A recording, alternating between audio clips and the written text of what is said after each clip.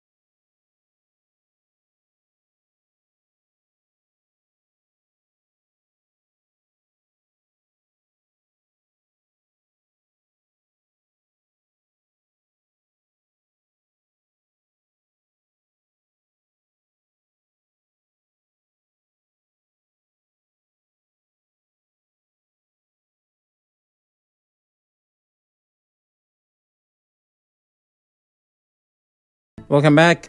River State Police Command has confirmed the twin explosion that rocked 2 flow stations near the Cawthorne Channel off the coast of Bonny in River State. The spokesperson of the command, Grace Ringekoko, who confirmed this to journalists, said investigation into the incident is ongoing. But the NNPCL or other regulatory authorities are yet to speak on the matter. Some members of the community say the fire was triggered by heat from a welding operation conducted by staff of the facility's operating company.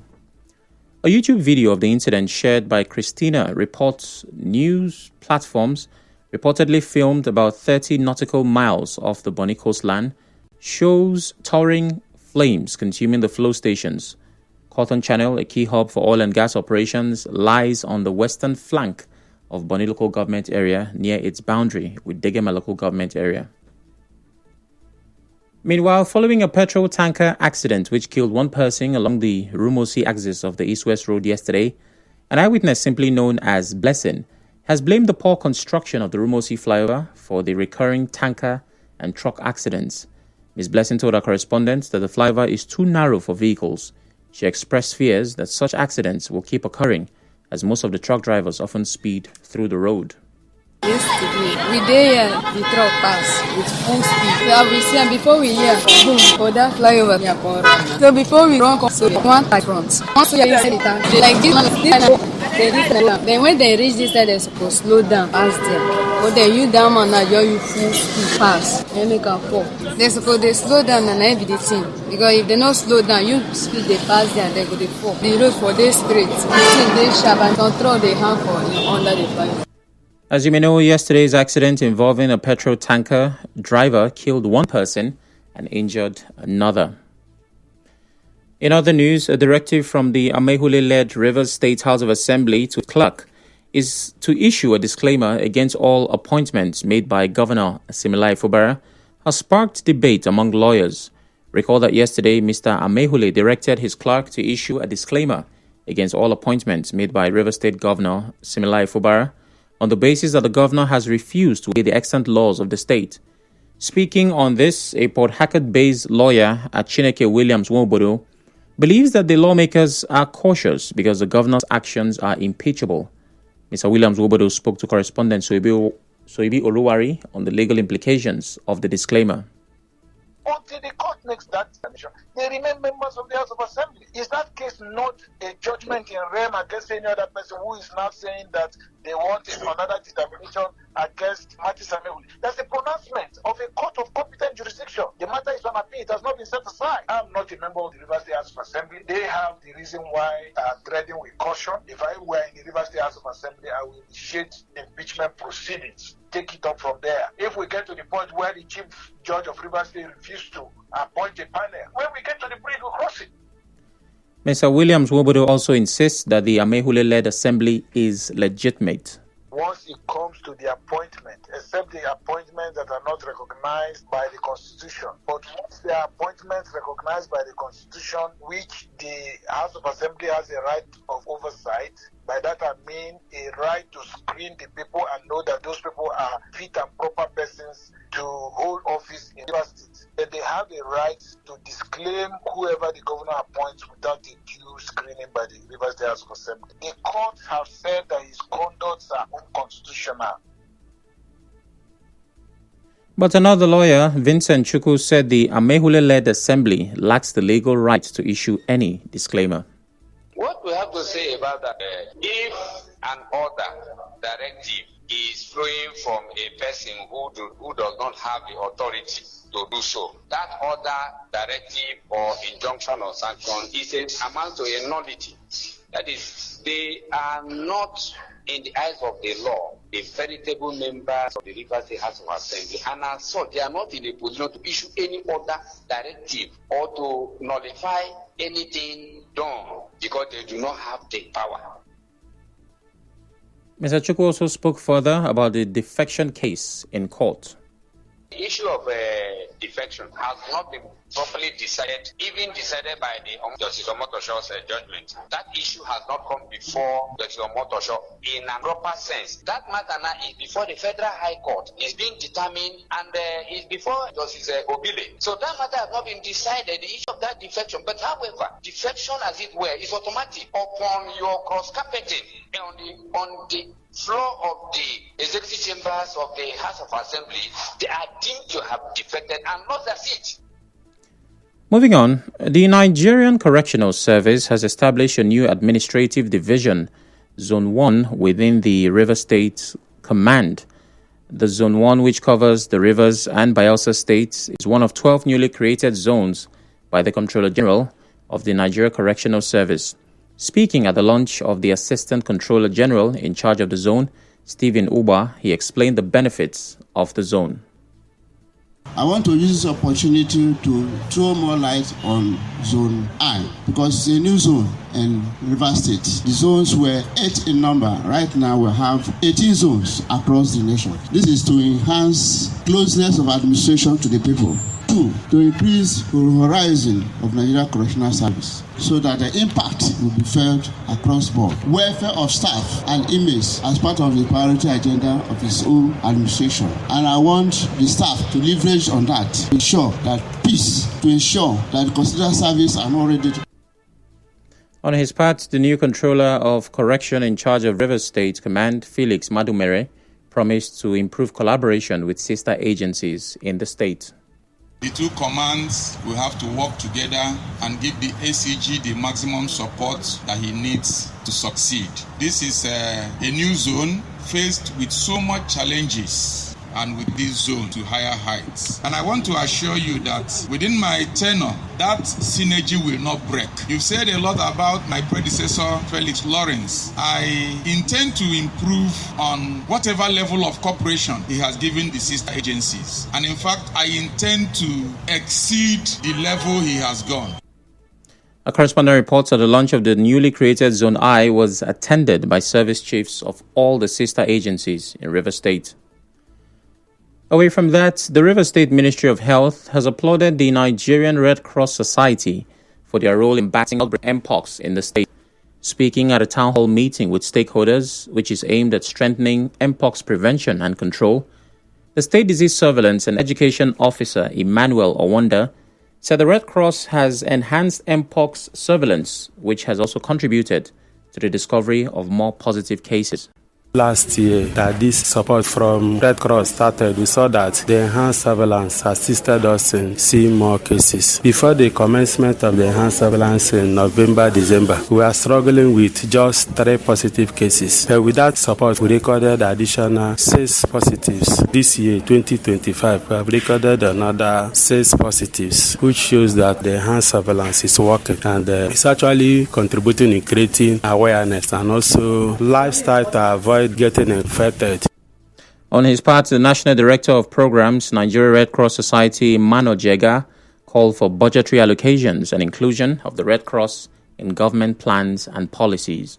Mpox is usually suspected when somebody has a fever and that person has a rash. So it's advisable for that person to go to the clinic. We're advocating that governments should also find a way to create a budget line for the Nigerian Red Cross. We're working together with government, but we want more support, especially in terms of office allocations, allocation of operational vehicles that is going to really support us so that we can deliver that mandate of being the first line respondents during disasters.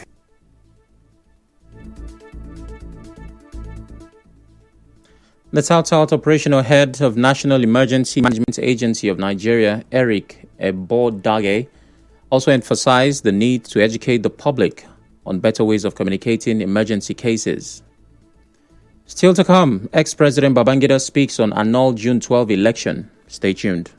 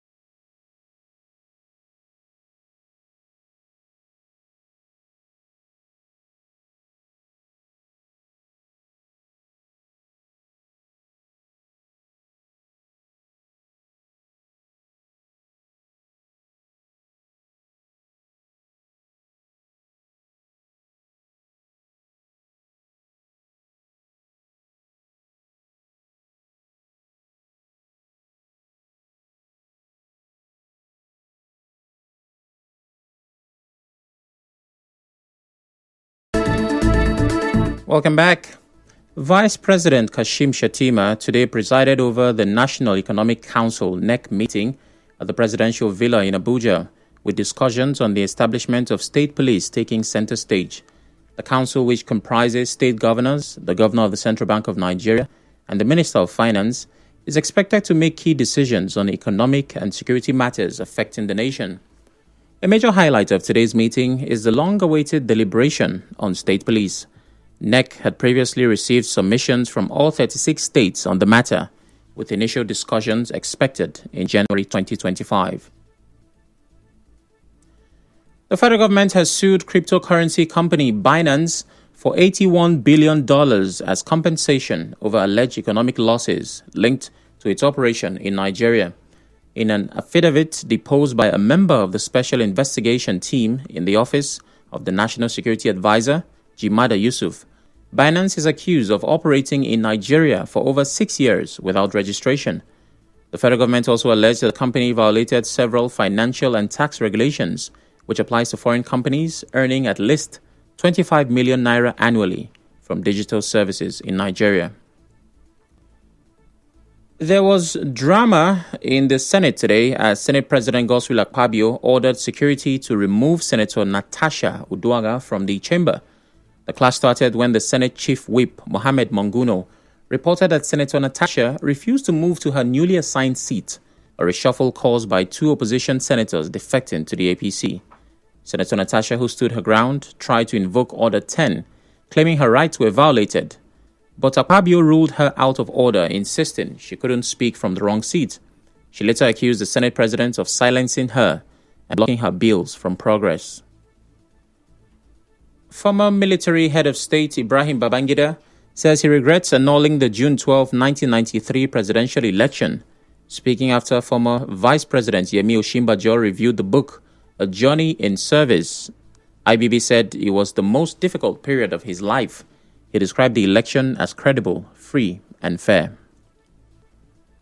On the international scene, Israeli forces have killed at least 3 Palestinians in an attack on a house in the Farah refugee camp in the occupied West Bank. The Palestinian Wafa news agency reported that the killings took place on Wednesday night after the Israeli military surrounded their homes near Tuba and opened fire. The report added that Israeli forces have withheld all 3 bodies. The Israeli military claimed that the 3 Palestinians were wanted terrorists who sold weapons for terror purposes. Israeli forces also arrested 2 Palestinians. On the news this evening, the police have confirmed the twin explosions in 2 flow stations off Bonny Coast, as NNPC is yet to speak. An eyewitness has blamed bad construction of the Rumosi flyover for yesterday's petrol tanker accident, which killed 1 person. Lawyers have reacted differently as the Amehule-led assembly is set to issue disclaimer on Governor Fubara's appointments. Ex-President Babangida has admitted that the June 12 election was won by the late MKO Abiola. And on the foreign scene, Israeli forces have killed 3 Palestinians in refugee camp. The news was edited by Onyeka Chinwosu. To reach the news team, send an SMS or WhatsApp to 0808 721 7215. I'm Sam Chinedu. Thanks for listening.